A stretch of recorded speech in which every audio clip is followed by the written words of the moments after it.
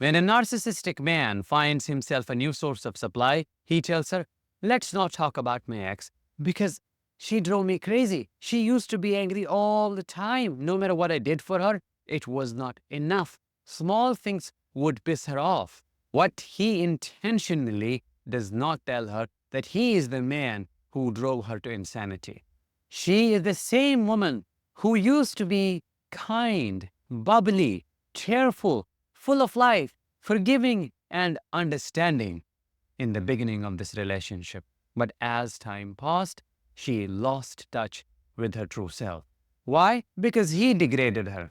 He fed off her like a parasite and chipped away at her self-esteem, worth, and self-concept until she became an entirely different version to survive in the relationship. Let's talk about this further in today's episode. I am Danish, a narcissistic abuse recovery professional. Welcome to my channel. Before we get started, here is a quick announcement. Only a week remains until the workshop on how to heal after narcissistic abuse, which I am doing on 16th and 17th of November.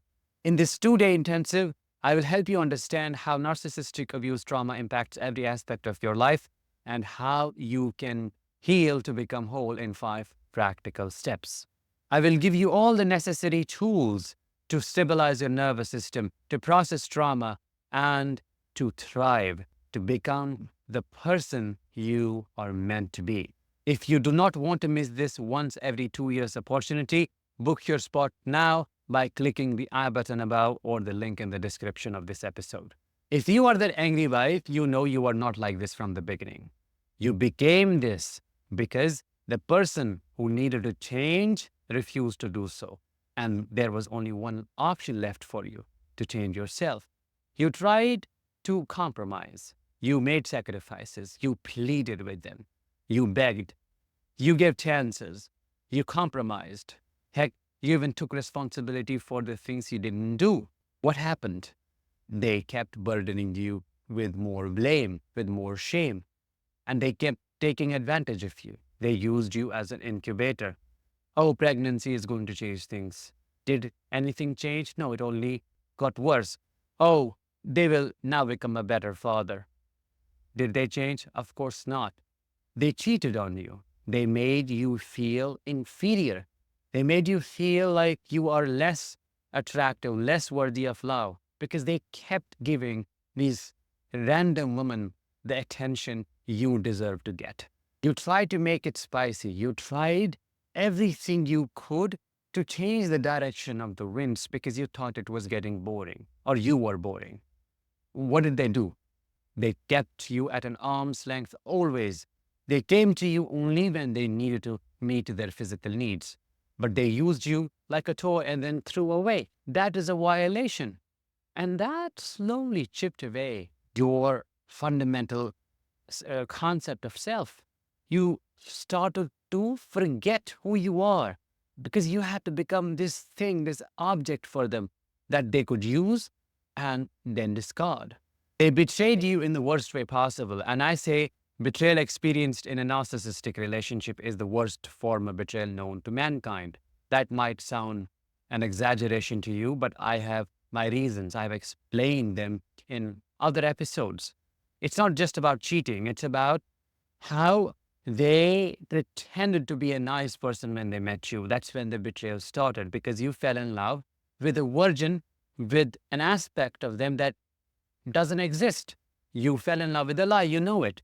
Then they went on convincing you that you are the faulty one, that you have the problems, that you are less attractive, that you are less performing, that they are not giving you attention because you're nagging, that you're too sensitive, that your needs are too big and you are demanding. Let me ask you, is that true? Is that 100% true? Of course not.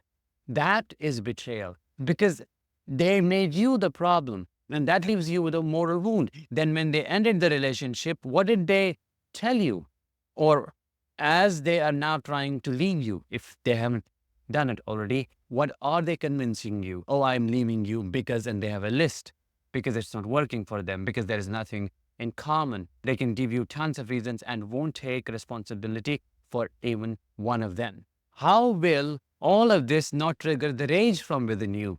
Because it's not just one violation, it's just violation upon violation. After all, you're a human being and you have your survival responses.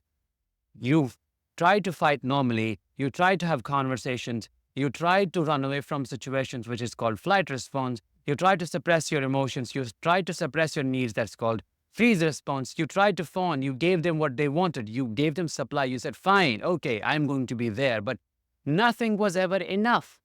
And you're done, you have had enough. Your systems are done tolerating abuse. And that's why you're angry. And the audacity of that narcissist to go around and say, oh, look at my angry, nagging wife. Look at her face. She's always pissed off. But nobody's asking you, what caused this? What's happening? What responsibilities is this moron not fulfilling? Maybe you're the one who's taking care of your children all the time. You are the one in charge of finances. You're the one in charge of the household chores. You're the one running the show. And that's why you are irritated, you're agitated. You have your limited capacity to tolerate stress. And stress is not just fight. Stress is not just arguments. Stress is just running all the time, doing things. You need rest. Has that narcissist ever sat with you and asked, do you need rest? How do you need me to contribute? How can I make it less heavy for you? Has it ever happened? Never. They just leave the cup they drank their coffee in on the same table you put it on in the first place. Their hand doesn't turn. They just leave it. They drop stuff wherever they want to, knowing that the servant, which is you, will clean up after them. What kind of world do they live in? A world full of entitlement? They're grandiose. They're very quick to point out, oh, her anger. But they never look within. They never smell it because it stinks. There is nothing but rottenness. They're morally corrupt. They're very quick to judge you. They're very quick to call you the predator, perpetrator. Oh, look at mama. Look at the crazy woman. She's yelling. But what caused it? Nobody goes that deep. Today, we are changing it. We are going that deep. We are talking about the actual reason. Don't let them tell you, oh, you crazy, angry woman. You're not crazy. You are a violated person. You have been abused psychologically. Maybe they never put their hands on you, but they have brutally injured your brain. And these are survival injuries. You are irritated, you're agitated, you get quickly angry, not because you are a narcissist, but because you have been harmed. And that person who harmed you is just roaming free. They should be behind the bars. This is psychological warfare. Unfortunately, plausible deniability. You can feel the effect of the abuse, but you can't prove it. Oh, he abused you, show us the proof. That's what the legal authorities are going to ask you. What will you show them? Yes, things are changing, but still it's not enough. And that's the reason why you are angry. I want you to own that anger. I want you to heal that. I want you to befriend it. Take its help to create really strong boundaries and become a force to reckon with. With that, let's bring this episode to an end. Thank you so much for listening. I will talk to you in the next one. Until then, as always, let the healing begin and continue.